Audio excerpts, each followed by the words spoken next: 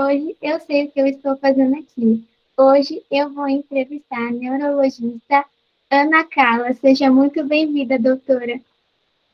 Obrigada. Você está bem, doutora? Tudo bem. Tô animada aí para conversar com vocês. Doutora, eu queria muito agradecer a sua presença, tá? Que você descolou um tempo aí para vir aqui nessa entrevista.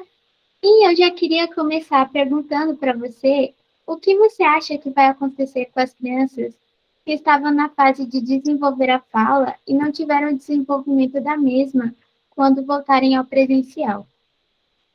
Eu acho que tudo é futuro, né? O futuro a gente imagina, baseado no que a gente tem de conhecimento atual, mas sem dúvida, eu imagino que vai ter um prejuízo, sim. A fala é só um dos aspectos, né? Para uma criança que está adquirindo uma linguagem, que ela precisa conviver com várias outras pessoas, e essas crianças passaram a estar restritas o pai e a mãe, muitas vezes, num núcleo pequeno, né? Então, isso vai ter um prejuízo importante, né? Na linguagem falada, para as crianças que estão em fase de alfabetização, né? Onde elas precisavam ter uma aquisição, um convívio, né? A alfabetização como um todo, olhando o ambiente, entendendo a função, as letras, as palavras, né? É, e a gente sabe que muitos pais, eles, por N fatores, né, seja por dificuldades próprias, né, de não terem um jeito para lidar, ou de serem muito ocupados com trabalho, e tem a questão das pessoas mais simples, né, as pessoas que têm uma condição social mais difícil, isso eu percebia na prática, né, nos meus atendimentos. Eu trabalho num setor de reabilitação, isso foi um prejuízo assim absurdo para as crianças especiais, principalmente aquelas que precisam mais ainda, né, de um convívio, de um trabalho onde olhar a boca, né, o lábio, aonde ouvir, né, com todas as dificuldades. Então, e a gente sabe que às vezes os pais, eles não têm, né? São pais que às vezes não estão alfabetizados ou pouco, né? Como é que eles vão ensinar alguém? Então, esse foi um prejuízo imenso, né? A meu ver, eu não sei, eu espero que isso seja recuperado lá na frente, mas não sei, né? No país onde a gente vive, com as dificuldades de encaixar e resolver esse tipo de problema, acho bem complicado. Sim, realmente é bem complicado. Doutora, eu queria saber, né, como teve a pandemia e teve muitas mortes, como lidar com a perda emocional?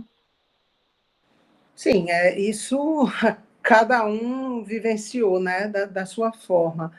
Eu acredito que as pessoas, os adultos, as pessoas que perderam entes queridos, elas ficaram muito abaladas, né? Se desenvolveu um pânico enorme na maioria das pessoas. São raras as pessoas que conseguiram lidar com a situação de pandemia.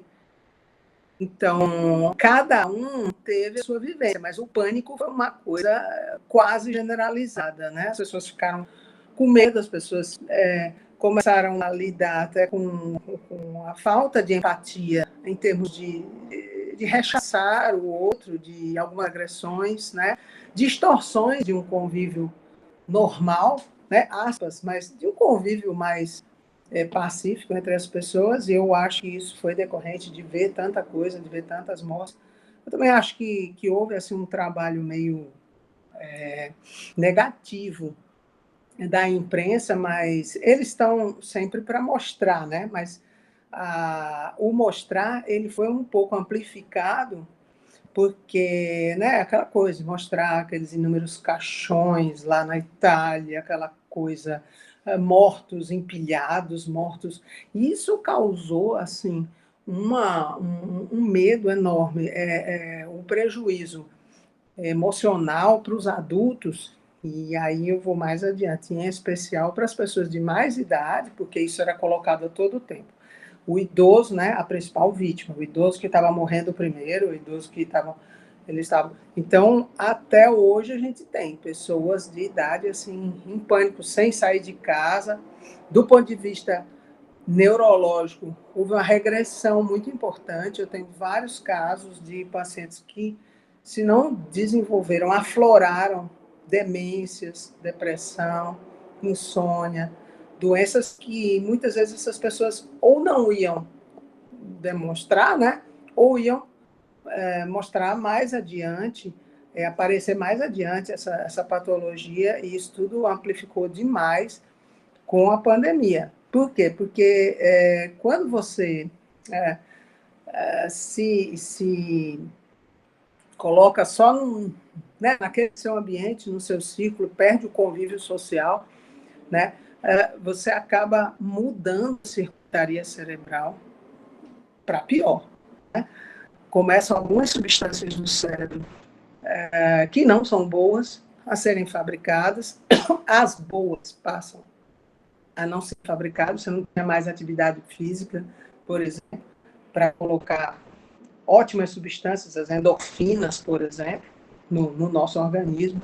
Então, essas pessoas, os adultos em especial, eles começaram a se encapsular, né? E aí essa questão química passa a gerar outras manifestações de doença mesmo, de patologia, sabe, Beatriz? Então, o prejuízo de lidar com aquelas imagens de morte, com medo da morte aí batendo na sua porta, gerou todo esse comportamento negativo nas pessoas, né? E é difícil dizer assim, mas como não, como lidar com isso, né? Cada um teria que achar suas fórmulas, mas a maioria das pessoas ligava a TV e era bombardeada por isso, TV, e-mail, enfim, os meios de comunicação, né? Então, difícil era fugir dessa estrutura para depois você elaborar a sua estratégia. Ficou difícil nos primeiros meses, né, da pandemia. Realmente, doutora, até um pouco por experiência familiar, né, que a gente vê, né?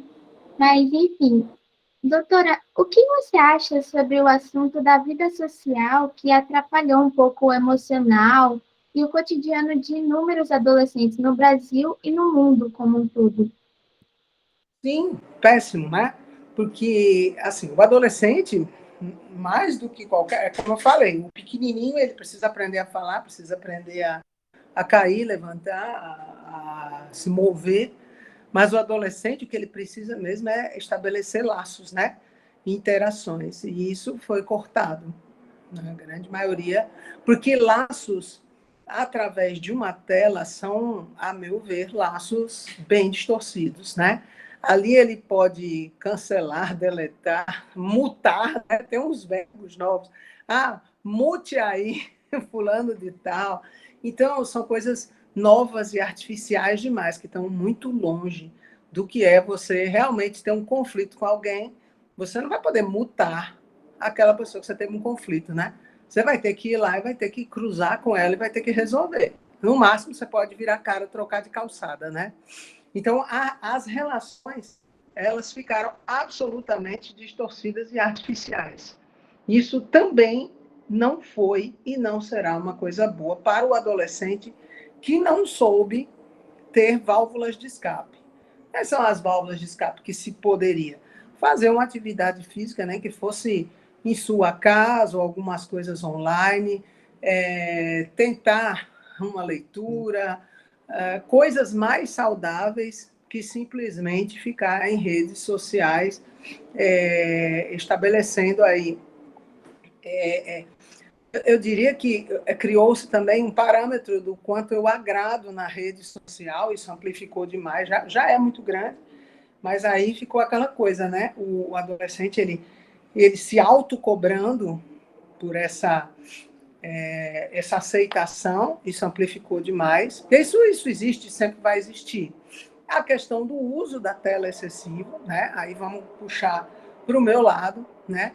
Porque aí o pessoal não tinha o que fazer, os adolescentes iam ficar até 1, 2, 3 horas da manhã conversando, batendo papo. A tela, ela gera uma luminosidade que é artificial, que acaba abolindo um hormônio que a gente mesmo fabrica, que é a melatonina. A melatonina, ela, em geral, assim, no cair da noite, ela começa a ser fabricada para ela ter um pico para poder qualquer pessoa, adulto, jovem, normal, dormir em torno das 10 horas, 11 horas. Isso é uma média.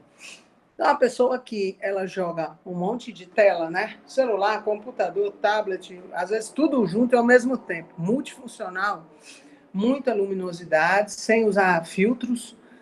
Mesmo com filtro já é ruim, né? Mas sem usar filtros específicos, para a luz azul, que é a que mais abole a fabricação da melatonina. Aí você coloca a falta de interação social, o aumento da ansiedade, e tudo isso junto propiciando aí uma má qualidade de sono, né? Um sono totalmente modificado, indivíduo dormindo bem mais tarde, às vezes tendo que acordar cedo porque tinha aula no outro dia, cansaço no outro dia, um rendimento ruim na escola. Como é que a gente vai resolver isso? Aí eu vou falar para você, Beatriz, porque é a minha área, né? Eu sou médica do sono também.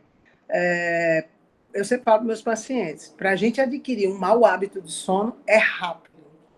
Em uma semana, no máximo 2, você consegue destruir sua qualidade de sono. Para você arrumar, demora meses com um especialista, às vezes anos. Então, aquele adolescente que adquiriu o que a gente chama de atraso de fase, dormir 2, 3 da manhã, acordar mais cedo porque precisa, ele vai ser um adulto com problemas. E isso vai refletir no corpo dele, não é só na mente, na ansiedade, na parte emocional, não. Vai refletir também no corpo, com risco para hipertensão, obesidade, diabetes. Então, é uma coisa séria, sabe? Vamos dizer que a conta, quem não conseguiu, por um motivo ou outro, aí não cabe a gente julgar, a conta dessas pessoas vai ser paga bem mais adiante, se não houver uma clareza e uma orientação, entendeu? Toda essa cobrança, tudo isso aí vai refletir mais para frente. Em todos esses, né? A gente acabou comentando do pequenininho, do adulto mais idoso, né? E o adolescente. Todos vão pagar essa conta de alguma forma, infelizmente. Sim, infelizmente. Eu percebi que eu, por exemplo, com a pandemia, meu sono ficou uma hora sim, outra hora não. Ficou bem desregulado Isso. mesmo. Doutora, como resultado final dessa Sim. pandemia, quais foram os pontos positivos e negativos na sua visão? Olha, eu acho que para quem pôde ter os negativos, a gente falou um monte aí, né? Essa questão das escolas, o aprendizado, não só o aprendizado em termos de conteúdo, né? Que também foi defasado, principalmente se a gente olhar para os alunos especiais, esses foi um absurdo. E para os alunos de escolas públicas, em que houve uma defasagem enorme, eu pude ver nos meus pacientes, né? Eu trabalho com pacientes dessa faixa etária. Essas questões que envolvem o relacionamento humano em todas as faixas etárias, isso foi um ponto negativo que, como eu falei, nós vamos ver mais adiante, quem que vai conseguir achar novos caminhos, né? Tecer novas relações a partir do aprendizado disso. Essas questões de qualidade de sono, de saúde, né? Muita gente ficou muito sedentário, muita gente ficou muito ansioso, muita gente com dor de cabeça, né? Com crises de dor de cabeça, muitos quadros aí de doenças crônicas que foram subestimadas também, tá? E que acabaram se agravando. Foi muita coisa negativa, muito mais, né? Muito, muito, muito. O que eu vejo assim, de positivo que algumas pessoas conseguiram enxergar essa coisa do olhar o bem comum, né? Algumas, eu falo, porque tem outras que nem tanto. Vamos dizer que uma pequena parcela conseguiu entender a importância de manter o distanciamento, de usar máscara, mas não foram todos, né? De entender a coletividade, de olhar para a dor do outro, né? Aquelas perdas que apareciam nos jornais, mesmo distantes, em países distantes. Eu acho que isso, para a parcela que soube olhar assim, acho que isso foi bacana, né? E a questão do app, que foi dado em termos de pesquisas em relação às vacinas, né? Em relação a se pesquisar também questão de medicamentos, mesmo que sejam para dizer que não servem, embora eu acredito que, infelizmente, algumas coisas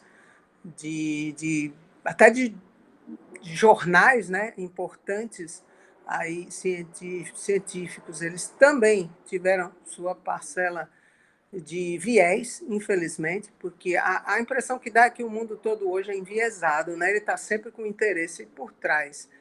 Então, a gente passou a ter mais cuidado também com isso, do ponto de vista científico, mas eu acho que foi bacana. A coisa boa é essa questão da ciência, de ir atrás, de buscar maneiras. Acho que foi muito legal o envolvimento do pessoal da saúde, né? Dos meus colegas, do grupo multidisciplinar, e de que uma boa parte, eu não digo todos, conseguiram enxergar o valor das pessoas que trabalham na saúde. Não falo os médicos só, muito pelo contrário, né? Enxergar o valor de um nutricionista, de um maqueiro, da pessoa que faz a limpeza, das físios, né? Dos fisioterapeutas, dos fonos, que são muito importantes, que a gente olhava assim como se isso não fosse tão importante. Hoje, eu trabalho num serviço que também faz atendimento pós-Covid, e a gente sabe o quanto que é importante, né, esse papel de atendimento multidisciplinar. Achei que isso também foi uma coisa boa, as pessoas não enxergavam isso, né? Mas, no geral, foi muito mais negativo. Foi e está sendo, né? Porque a gente ainda não sabe onde isso vai parar, né? Infelizmente. Infelizmente, a gente não sabe onde isso vai parar. É verdade. Doutora, os professores, assim como outros profissionais, acabaram que tiveram o trabalho redobrado, né? E tiveram que se adaptar melhor à tecnologia, né? Então, como você acha que os professores, assim, e o psicológico deles poderão ficar depois dessa pandemia? Não, eu acho que foi pesado, né? Eu ficava assim imaginando como que um professor poderia dar conta de tanta coisa, de um aprendizado que nem todos tinham, né? Em tão pouco tempo para passar esse conteúdo. Mas eu acho que, de toda forma, por mais pesado, cansativo, eu imagino que tenha sido uma experiência enriquecedora. Eu acho que isso no futuro vai ser bom para os profissionais, né, do ensino, porque mostrou outros caminhos, né? Mostrou outras maneiras de dar aula, outras formas, né? Usando a mídia de uma maneira saudável. Não substituir o professor, colocar um para dar aula de várias coisas em vários momentos. Não, isso não existe, né? Como não existe em profissão nenhuma. Mas eu acho que agregou, eu acho que o ensino ele não vai ser o mesmo, né? No sentido de que essa coisa da mídia, do online, ele veio para ficar, de certa forma, mas para agregar, não para ser colocado como uma coisa de rotina, porque há muitos fatores, né? Que não substitui, e é como eu falei, o aluno ele precisa do convívio, do estar com o professor, do cara a cara. Eu acho que isso é importante. Mas os professores, assim, deram uma lição de se reinventar, né? Eles também foram grandes heróis aí, estão sendo grandes heróis dessa pandemia. Concordo plenamente. Enfim, quais dicas você daria aos adultos para ficarem mais calmos em relação ao trabalho e também como os pais estão lidando com a mudança de personalidade dos filhos em relação à pandemia, né, o isolamento? Bom, em relação aos adultos, assim, como levar, né, o trabalho online, eu também estou trabalhando uma parte do que eu faço online.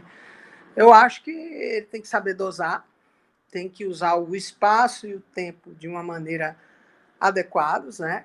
Não misturar as estações, o que é da casa, misturar com o trabalho, ter um momento, ter um espaço, ter intervalos, né? E principalmente ter um momento de lazer, seja o que for. Se você está com medo, você não quer fazer uma caminhada, tenta fazer alguma coisa em casa mesmo, a gente sabe que tem recursos. Se não, buscar alguma atividade física, manter uma boa alimentação e, principalmente, se permitir que venham informações boas, né? Seja uma leitura, um filme, porque se entrar nessa vibe do jornal sempre a falar catástrofes, isso não tem ganho nenhum, né? Você se informar é uma coisa, você se neurotizar é outra. Então, acho que tudo com muita tranquilidade, sabendo dosar o momento do trabalho e o momento de algum tipo de lazer que é importante, né? Evitar também o uso de bebida alcoólica excessivo, que isso foi assim um ponto, né? Os fabricantes de bebida alcoólica eles bombaram na pandemia e isso é uma coisa que também não tem como a gente tem que saber a dosagem disso aí, né? E a questão dos pais, como lidar com as crianças, veja, aí depende, né?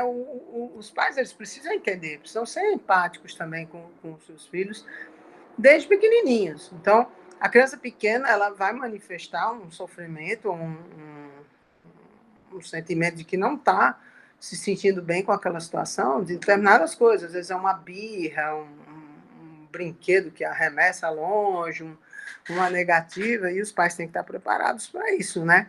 É preciso que os pais estejam bens para poder eles ajudarem os seus filhos. Então, eles precisam cuidar da saúde mental deles, se vir que é uma coisa mais grave, procurar um profissional, por que não, né? E as crianças idem. Existem hoje profissionais que podem auxiliar crianças pequenininhas, né? Para que elas não desenvolvam algum tipo de alteração, de distúrbio maior no futuro. Mas o principal é o pai acolher esse comportamento, saber lidar e estabelecer as estratégias que for possível dentro do núcleo familiar, né? É muito bonito a gente falar, porque dependendo de um núcleo, você não tem muita opção. Mas aí é que tá. Por isso que foi tão difícil e por isso que a gente imagina que a escola sempre tem um papel de ajuda nesse sentido de fazer a criança conviver e tentar aliviar esse estresse mesmo desde pequenininhos, né? Desde o estresse infantil. Mas são estratégias que têm que ser desenvolvidas. Não deu certo, todos esperaram, não sei o que fazer, é procurar um profissional que atue no ramo, não ter vergonha e ir atrás para tentar cortar, né, desde o início o problema. Doutora, o Setembro Amarelo está chegando, né? Infelizmente, durante a pandemia, a taxa de suicídios acabou aumentando no Brasil, no mundo. Qual seria a primeira atitude que deveria ser tomada em relação a isso? Não entendi, porque estavam mandando aqui uma mensagem. Bom, o Setembro Amarelo está chegando, né? Como eu disse, e as taxas de suicídios têm aumentado durante a pandemia aqui no Brasil e no mundo. Qual a primeira atitude que deveria ser tomada em relação a essa taxa maior, para fazer com que ela não ocorra? Olha, assim, a gente teve até um caso, eu não estou em São Paulo, né? Eu estou numa cidade, eu estou em Natal. Aconteceu um caso aqui que ficou famoso aí na mídia de um rapazinho, ele morava aqui e que se suicidou por causa de comentários e opiniões aí de rede social. Na verdade, assim, eu coloco que em relação a todos, né, vou falar um pouco dessa faixa etária aí de adolescentes, os pais precisam ser bastante vigilantes, tá? Eu acho que não é exagero, eu acho que não existe aquela coisa de, mas você está invadindo a minha privacidade, você precisa ter maturidade para você ter essa privacidade. Acho que é importante a conversa, né, para que não seja uma coisa de polícia. Né? Eu vou olhar e vou olhar mesmo, mas uma relação de confiança e amizade entre os pais e qualquer coisa de diferente deve ser levada a sério, porque às vezes os sinais são muito tênues e não dá tempo de intervir. Então, eu acho que é muito importante os pais ficarem atentos, principalmente às redes de amizades, que hoje são, na maioria das vezes, redes sociais. Então, o solicitar para olhar ou conversar sobre isso, eu acho importante. Né? Em relação às outras faixas etárias, assim, adultos, né? mais velhos, vale o mesmo princípio, né? O familiar ele tem que estar atento aos sinais, né? Então, perceber que a pessoa mudou de comportamento, falou determinadas coisas que levem a pensar que o indivíduo está pensando alguma coisa nesse sentido, essa pessoa tem que ser ouvida, acolhida e tem que procurar um socorro rápido, né? Porque essas coisas não podem ser subestimadas, porque o indivíduo acaba cometendo mesmo. Realmente, doutora. E por último, eu gostaria de te perguntar, como médica, quais foram os seus maiores desafios assim, durante a pandemia? Olha, eu vi algumas coisas, né? Assim, uma das coisas, por exemplo, onde eu trabalho, houve uma verdadeira evasão de alguns colegas que, por medo, foram tirando licença e tal, sem querer trabalhar, para você ver como o pânico atingiu todos os setores, né? E a gente ficou com medo, todo mundo trabalhava com medo, sem dúvida, né? Mas eu acho que tudo foi um aprendizado. E à medida que você foi vendo, foi aprendendo com os artigos, com o comportamento da doença, você adquire conhecimento e segurança. Então, essa parte foi boa, foi uma aquisição de aprendizado. Eu me lembro que logo no começo eu fiz vários congressos online sobre Covid, nem é a minha área, né? Eu sou neuro, mas a gente aprendeu muito. O vírus tem muitos aspectos em N sistemas, inclusive o sistema nervoso, né? Houve essa coisa da valorização multiprofissional, que eu adorei, né? Eu sempre gostei de trabalhar em conjunto com outros profissionais da área da saúde, isso foi muito importante, né? Eu gostei bastante, apesar de todos os temores, né? De saber que você estava indo lá. Eu não deixei nenhum dia de trabalhar, e olha que eu sou asmática, minha filha também, meu filho também, e a gente chegava em casa, era uma desinfecção, né, total, aquele medo, aquela coisa, todo aquele protocolo que ainda hoje persiste, viu? Mas a gente pensava, a gente tem que fazer, porque alguém tem que fazer, né? Alguém tem que ter menos medo do que os outros, vamos dizer assim. Medo a gente não deixava de ter, né? E eu falava para minha filha, risco eu tenho, eu te trago para casa, mas é o meu trabalho, é aquilo que eu escolhi. E ela entendia bem, ela em momento nenhum foi uma criança que ficou em pânico, porque eu falava para ela, olha, mamãe vai, o papai vai, meu marido também é médico, mas a gente toma todos os cuidados, tá? Então é isso, porque o mundo vai continuar tendo esse vírus aí, nós vamos continuar tendo que ter muitos cuidados, né? Vão existir ainda variantes, eu não creio que isso vai terminar aí nessa delta, não, de jeito nenhum. E os desafios aconteceram, mas a gente vai tentando lidar, né? Eu, particularmente, continuei fazendo as minhas atividades extra, né? Atividades físicas. Minha filha também, primeiras oportunidades, ela voltou para as coisas que ela gostava. Eu fiz na prática aquilo que eu te falei, entendeu? Eu posso dizer que, assim, de minha parte, eu procurava tentar fazer aquilo que eu falei anteriormente sobre válvulas de escape. Para mim, e para os meus filhos, para minha filha que é pequena, né? Então, funcionou. E foi aquela experiência que a gente não queria ter, mas que aconteceu, né? Surgiu na vida da gente como médico.